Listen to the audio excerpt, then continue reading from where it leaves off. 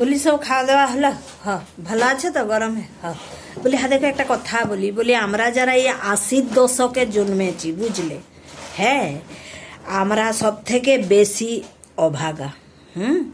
আমরা যখন ছোট ছিলাম তখন বলতো বড়দের মুখের উপরে কথা বলতে নাই, বড়দেরকে সম্মান করতে হয়, স্কুলে মাস্টারমশাইদেরকে ভগবানের মতন মানতে হয়, বেশি কথা বলতে নাই, বেশি কথা বললে লোকে নিন্দা করে বুঝলে। দিয়ে এবারে আমরা তো বড় হয়েছি, এরপরে দেখো আমাদের ছেলেপুলা হয়েছে, এখন কি বলছে যে এখন যুগ বদলে গেছে, ছেলেপুলা দিকে যা তা বলা চলবে নাই, ভেবে চিনতে ছেলেপুলাদের সঙ্গে কথা বলবি, নাহলে আবার ছেলেপুলারা কি করতে কি করে নিবে। দেখো আমরা হাড় কাটটাই পড়ে আছি বুঝলে, হাঁড়ি কাটে। ওইদিকেও ছোটোবেলাটাতে মুখটা বন্ধই ছিল, এখন আবার ছেলেপুলা হয়ে গেছে, এখনও ভয়ে ভয়ে কথা বল।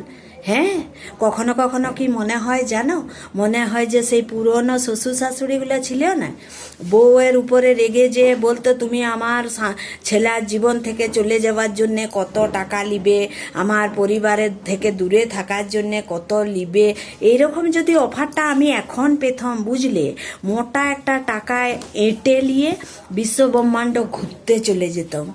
হ্যাঁ বাবারে বাবারে, শুধু চুপ থাক আর চুপ থাক।